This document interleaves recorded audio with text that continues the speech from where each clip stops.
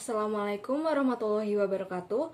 Perkenalkan, nama saya Hanum Nari Syakban dari kelas 11 S15. Untuk tugas sosiologi kali ini, saya akan menceritakan kasus kriminalitas Henry Howard Holmes, pembunuh berantai pertama asal Amerika Serikat. Selamat menyaksikan.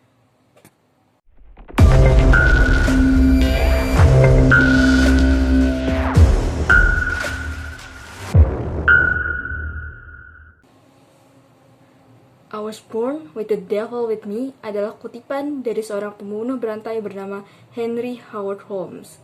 Ia dipercaya telah membunuh 200 korban dengan cara yang unik dan mengerikan. Namun, kejahatannya ini tidak pernah terungkap karena ia pandai menyembunyikannya. Holmes terlahir dengan nama Herman Webster Maggett yang lahir pada tanggal 16 Mei tahun 1821 di New Hampshire, Amerika Serikat. Maggett lahir di keluarga yang cukup berada. Ia telah menunjukkan tanda-tanda kecerdasan yang hebat sejak dini, khususnya di bidang kedokteran. Pada usianya yang ke-21, Maggett pergi menempuh pendidikan di Universitas Michigan, jurusan kedokteran dan bedah. Disinilah ia mulai melakukan tindak-tindak kriminalnya. Sebagai mahasiswa, Maggett bekerja di lab anatomi di bawah naungan Profesor William James Hartman. Di sini, Maggett mencuri mayat-mayat dari lab anatomi, merusaknya, membakarnya, dan menyembunyikannya di tempat yang tidak mudah diketahui oleh orang agar seolah itu tampak seperti kecelakaan. Nah, dari skandal yang terdengar, Maggett akan mengambil asuransi dari mayat-mayat tersebut. Lalu ia akan mengklaimnya setelah mayat-mayat tersebut ditemukan. Singkatnya, Maggett melakukan penipuan klaim asuransi palsu demi meraih uang atau pundi-pundi. Maggett tidak melakukan tindak kriminalnya sendirian. Ia dibantu oleh profesornya William James Hartman dalam melakukannya. Akhirnya, pada tahun 1884, Maggett lulus dari Universitas Michigan. Di sini, ia mulai hidup secara berpindah-pindah untuk menutupi tindak kejahatannya. Ia pergi ke New York, tapi di New York ada sebuah rumor yang mengatakan ada bocah laki-laki yang menghilang, dan terakhir ia dilihat ia sedang bersama Maggett. Maggett membantah hal tersebut. Ia mengatakan bahwa bocah tersebut hanya berpindah kota. Lalu, polisi pun tidak melanjutkan investigasinya. Setelah itu, Maggett pun langsung berpindah ke kota lainnya. Maggett pun pindah ke Philadelphia dan mendapatkan pekerjaan di toko obat. Namun, ada seorang anak yang meninggal setelah mengonsumsi obat dari toko tempat Maggett bekerja. Seperti biasa, Maggett membantahnya dan langsung pindah ke kota yang lain. Sebelum pindah ke Chicago, Maggett mengubah namanya menjadi Henry Howard Holmes. Holmes tiba di Chicago pada tahun 1886. Disinilah kejahatan yang ia lakukan semakin menjadi-jadi. Berkat pengetahuannya yang luas di bidang kedokteran, Holmes dengan mudahnya mendapat pekerjaan di sebuah apotek. Belum lagi, ia memiliki kepribadian yang bagus, berpenampilan yang menarik, dan memiliki kecerdasan yang tinggi sehingga banyak orang yang menyukainya. Holmes juga merupakan karyawan yang pekerja keras. Beberapa bulan kemudian, pemilik dari apotek tersebut bernama Everett Halton meninggal. Kepemilikan apotek tersebut pun jatuh ke tangan istrinya Claire Halton. Nah, di sini Holmes berusaha membujuk Claire agar menjual apotek tersebut ke Holmes. Namun anehnya, Claire menghilang tanpa jejak setelah menjual apoteknya ke Holmes. Holmes hanya berkata, Claire pindah ke California, tapi tidak ada bukti untuk mendukung pernyataan Holmes. Lewat usaha apoteknya ini, Holmes memiliki arus keuangan yang seimbang. Ia pun kerap kali menjalankan bisnis jual-beli properti. Namun, tidak cukup dengan itu, Holmes ternyata melakukan penipuan, yaitu ia menjual air mineral yang diklaim bisa memutihkan serta menghaluskan kulit. Tapi ternyata air itu hanyalah air biasa yang diperoleh dari persediaan air di kota. Pada tahun 1888, Holmes membeli sebuah tanah di seberang jalan. Rencananya, tanah itu akan didirikan sebuah bangunan gedung 3 lantai. Dari tampak luar, gedung itu tampak biasa-biasa saja. Tapi, seperti Holmes, apa yang terlihat di luar belum tentu sama dengan apa yang terjadi di dalam. Dalam pembangunan ini, Holmes berperan sebagai arsitek. Akan tetapi, ia seringkali melakukan pergantian pekerja atau buruh selama beberapa saat. Ia memperkerjakan mereka lalu memecat mereka dengan tujuan agar tidak ada yang tahu struktur interior gedung tersebut selain dirinya. Karena tanpa sepengetahuan para buruh, mereka sedang membangun kastil pembunuhan. Di lantai pertama gedung diisi oleh berbagai usaha seperti toko obat, toko perhiasan, toko pandai besi, salon, atau restoran. Di lantai ketiga tampak baik-baik saja, berisi perkantoran, beberapa kamar sewaan, dan juga tempat tidur Holmes.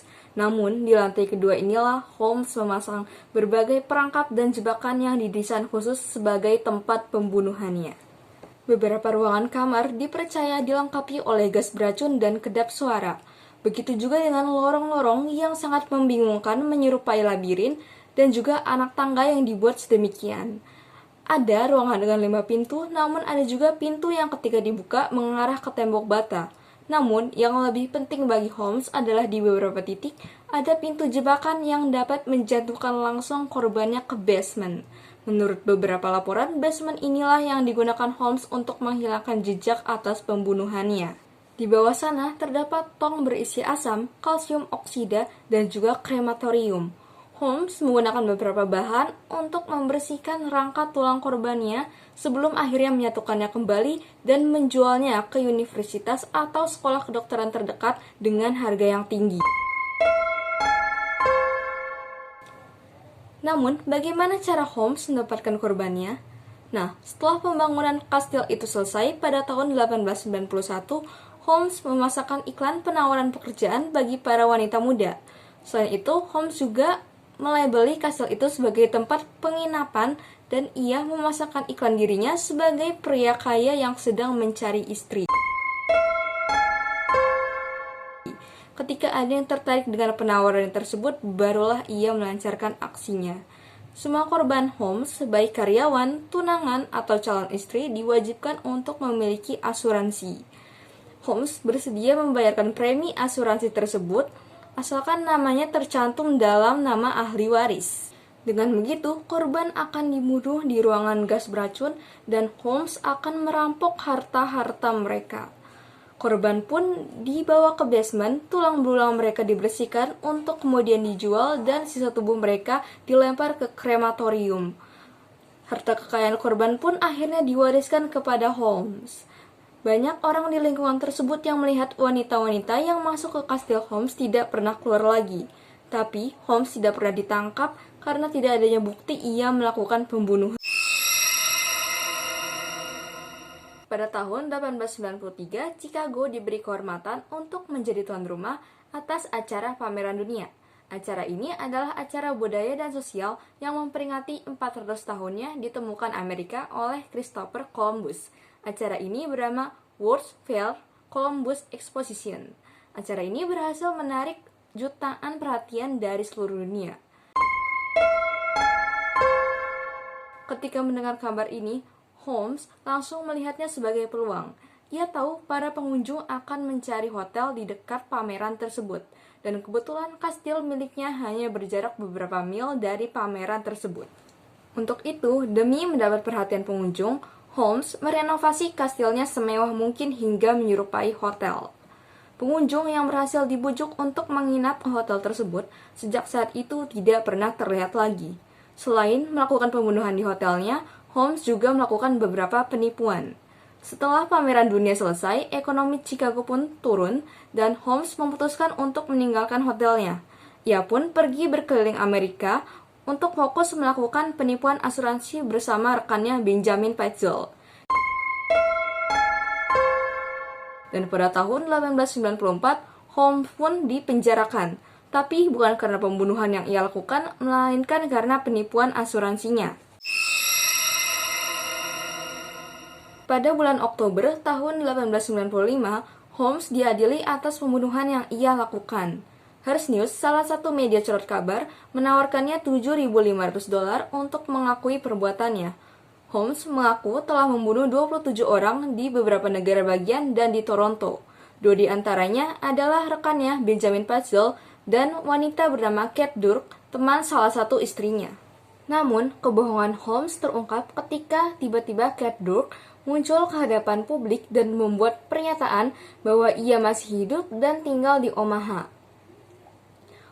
Ketika pengadilan selesai, Holmes dinyatakan terbukti bersalah atas pembunuhan tingkat pertama dan dijatuhi hukuman mati dengan cara digantung. Namun, ketika saat ingin dieksekusi, Holmes tiba-tiba menarik pengakuannya yang telah membunuh 27 orang dan berkata semua itu hanya dibuat-buat. Holmes dieksekusi pada tanggal 7 Mei tahun 1896. Satu hal yang masih menjadi misteri adalah berapa sebenarnya jumlah korban Henry Howard Holmes? Setidaknya 9 dari mereka sudah dikonfirmasi, tapi ada beberapa yang percaya bahwa Holmes telah membunuh kurang lebih 50 orang, terutama ketika acara pameran dunia World's Fair Columbian Exposition. Kehidupan Holmes tidak terlepas dari yang namanya Yellow Journalism. Yellow Journalism adalah sebutan bagi para jurnalis yang menyajikan berita tidak sah atau tidak diteliti demi meraih keuntungan dan mendapat banyak perhatian. Holmes memang seorang pembunuh, tapi bangunan yang disebut-sebut sebagai kastil pembunuhan itu tidak lebih dari gedung biasa. Seperti yang dijelaskan tadi, lantai pertama terdiri dari beberapa pertokoan, sementara lantai kedua hanyalah kantor dan beberapa kamar sewaan. Lantai ketiga tidak pernah selesai digarap, karena Holmes membangun gedung itu dengan tujuan untuk mencuri harta investor dan melakukan beberapa penipuan. Ketika polisi menyelidiki kastil pembunuhan, mereka tidak menemukan sesuatu yang begitu mengejutkan. Sementara mungkin pernah terjadi beberapa pembunuhan di sana. Tapi cerita tentang ditemukannya tubuh atau tulang belulang manusia dan bahkan kamar berdarah tidak benar adanya. Kebanyakan cerita Henry Howard Holmes hanyalah karangan dari para Yellow Journalism. Tapi cerita tentang ia yang melakukan penipuan asuransi benar adanya. Hal ini tidak membuatnya terlepas dari gelar pembunuh berantai pertama Amerika Serikat. Teori kriminalitas mengenai kasus ini adalah differential association, yaitu tindak kriminal yang dilakukan karena interaksi sosial di sekitarnya. Mungkin Holmes sudah menjadi psikopat sejak awal, tapi ada pemicu di mana ia melakukan tindak kriminal, yaitu profesornya William James Hartman yang membantunya dalam tindakan mencuri dan merusak mayat untuk diklaim asuransinya. Lalu ia juga memiliki rekan dalam aksi penipuannya, yaitu Benjamin Pitezel. Sekian dari kasus yang saya sampaikan, kurang lebihnya mohon maaf. Wassalamualaikum warahmatullahi wabarakatuh.